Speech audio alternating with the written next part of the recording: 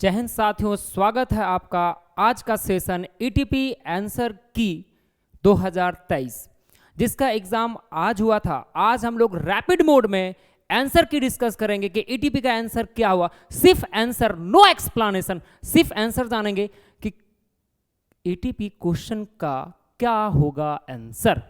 ठीक है, फटाक से क्वेश्चन निकाल लेंगे आप और चेक करेंगे कि आप कितना स्कोर किए। और हाँ, एक और काम करेंगे, कमेंट बॉक्स में आप जरूर बताएंगे कि आप ईटीपी में 35 में कितना क्वेश्चन सही किए हैं।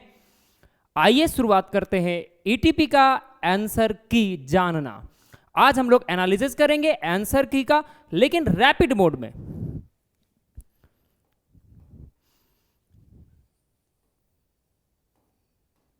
क्वेश्चन नंबर वन बोल रहा है प्लानिंग जो है वो किया जाता है।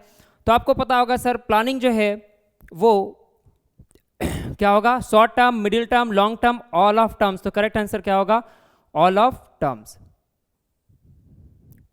Next question number 2, naked debenture क्या होता है, fully secured, partly secured, unsecured. तो जो नेक्ड डिबेंचर होता है वो क्या होगा, अनसिक्योर्ड।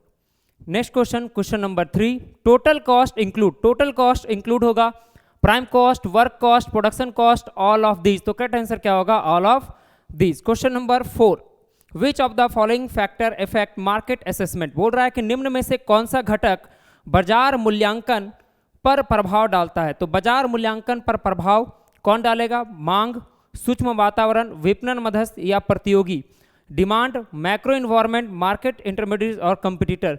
तो याद रखेंगे सर, इसका करेक्ट आंसर क्या होगा, ऑप्शन नंबर बी यानी macro environment. Question number 5, marketing expenditure is burden on. Marketing expenditure जो है वो बर्डन किसके ऊपर होता है, कंज्यूमर के ऊपर होता है। तो करेक्ट आंसर क्या होगा, ऑप्शन नंबर 3 यानी कि C. Question number 6, depreciation on plant and machinery. Plant और मशीनरी पे डिप्रिसिएशन क्या कहलाएगा, source of fund, application of fund, no flow of fund, और next option number D that is called none of these. तो correct answer क्या होगा, no flow of fund.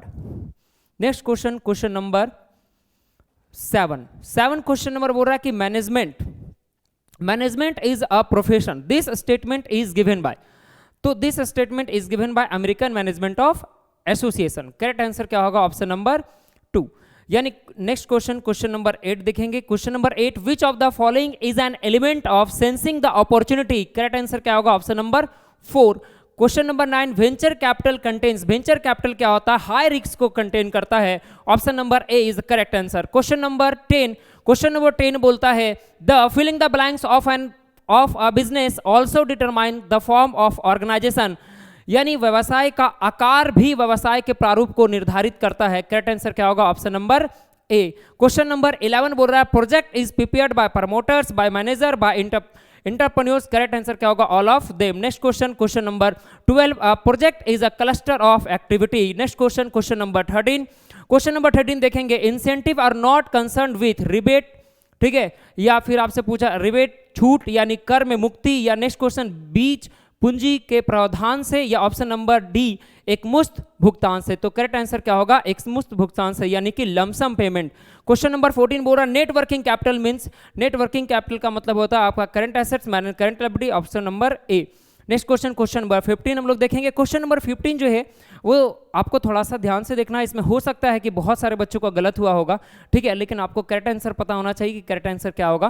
Question number जो है आपका 15 बोल रहा है कि गर्भवती संबंधित जो है वो किससे होता है। इसके बारे में हम लोग एक्सप्लेनेशन नहीं करेंगे क्योंकि रैपिड बोर्ड में सिर्फ और सिर्फ हमारा एमसीक्यू का आंसर जानना है, इसलिए इसका करेक्ट आंसर जो होगा 15 का वो क्या होगा, बी नंबर होगा यानी कि 2।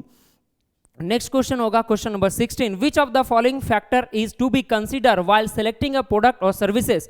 जब हम प्रोडक्ट और सर्विसेज को सिलेक्शन करेंगे तो कौन कौन सा फैक्टर को जब हम कंसीडर करेंगे, तो कंपटीशन का करेंगे, प्रोडक्ट कॉस्ट को करेंगे, प्रॉफिट पॉसिबिलिटी को करेंगे, all of this is the correct answer. Question number 17, selection of an enterprises depends upon. Selection जो है वो डिपेंड करता है एंटरप्रेन्योर के एबिलिटी के ऊपर। करेक्ट आंसर का option number C. Question number 18 बोल रहा है कि the term fund used in fund flow analysis means, इसका करेक्ट आंसर क्या होगा, option number D that is called the excess of current assets over current liability. Next question, question number 19 देखेंगे। Question number 19 जो है, external environment is composed of force that have a general influence. तो correct answer क्या होगा? That is called the enterprises behaviour, option number A. Next question, question number 20, which of the following is not an operational expenses.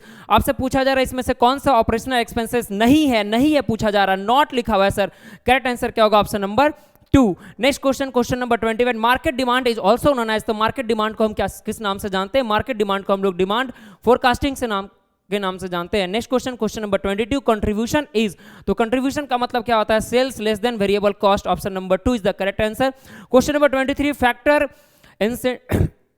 Factor intensity oriented project are. तो जो factor intensity oriented project है उसका correct answer क्या होगा?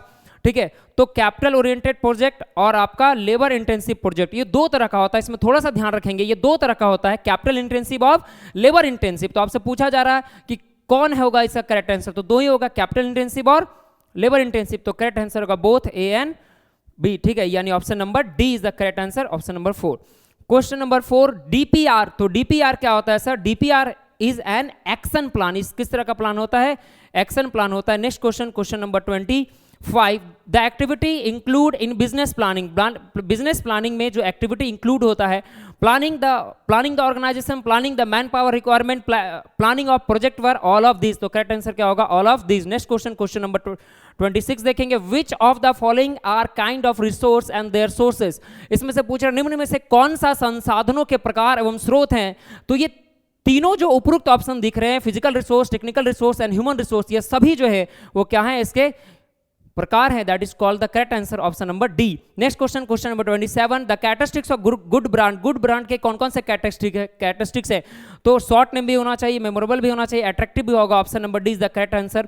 Question number हम लोग देखेंगे 28, IDBI was established in the year 1946। That is called the correct answer is option number 3, यानी option number C. Next question, question number 29, which of the following is not a problem of expansion of business. Business के expansion में कौन सा problem नहीं है? तो correct answer क्या होगा? Option number D. Question number 30 देखेंगे, the rate of dividend on preference share. Preference share में जो रेट ऑफ डिविडेंड होता है किस तरह का होता है? फिक्स नेचर का होता है। क्वेश्चन नंबर 31 देखेंगे, which of the following is important for environment. Environment के लिए कौन कौन सा चीजें जो है वो इंपॉर्टेंट है? Option number A, option number B, option number C को ध्यान से देखेंगे। ए में बोल रहा है इन सर्चिंग ऑफ अपॉर्चुनिटी, बिल्कुल इंपॉर्टेंट है। ऑप्शन नंबर बी में बोल रहा है इन मेंटेनिंग द एग्जिस्टेंस, ये भी इंपॉर्टेंट है। ऑप्शन नंबर सी बोल रहा है इन गेटिंग सक्सेस। तो तीनों उपरोक्त ऑप्शन क्या है? सही है। That's reason the correct answer will be the D, यानी कि 4। Next question, question number 32, the process of production design is divided into. तो जो देखिए according to process of production design, ये जो है वो कितने तरह के हैं? 3 तरह के होते हैं, ठीक है, यानी कि 3 कैटेगरी। क्वेश्चन नंबर 32 का करेक्ट आंसर क्या होगा सर? ऑप्शन नंबर बी, यानी कि 2। Question number 33, current assets include. तो करंट एसेट्स इसमें से कौन सा इंक्लूड है? फर्नीचर है, इन्वेस्टमेंट है, goodwill, option number D, that is called correct answer, that is called debtors. Question number 34, which of the following is a type of opportunity. तो इनमें से कौन सा जो है अपॉर्चुनिटी के टाइप है? तो करेक्ट आंसर क्या होगा? ऑप्शन नंबर सी, यानी बोथ ए और बी करेक्ट, दोनों उपरोक्त वाले सही है। That's the reason correct answer क्या होगा हमारा? सी होगा। क्वेश्चन नंबर 35, क्वेश्चन नंबर 35 बोल रहा the purpose of advertisement is. तो पर्पस है एडवर्टाइजमेंट का, वो क्या पर्पस है? तो आपका पर्पस है to attract the potential buyer, बिल्कुल पर्पस है। ऑप्शन नंबर बी बोल रहा है to inform and guide the customer, ये भी है sir. Question option number C, to make the publicity of product, ये भी है। यानी उपरोक्त तीनों ऑप्शन क्या है? सही है। That's the reason the 35 question जो है उसका करेक्ट आंसर क्या होगा सर? उसका करेक्ट आंसर होगा ऑप्शन नंबर डी। और इस प्रकार से सर हमारा सभी जो क्वेश्चन का आंसर था वो रैपिड मोड में आंसर एनालिसिस समाप्त हो गया। हम लोग ध्यान देखेंगे कि ये जो आंसर एनालिसिस था इसमें सिर्फ आपको रैपिड मोड में जो है वो आंसर बताया गया। आज का सेशन को विराम देते हैं। थैंक यू सो मच और उम्मीद करते हैं कि आप 35 क्वेश्चन में से मिनिमम जो है वो 32 क्वेश्चन को है सही के होंगे।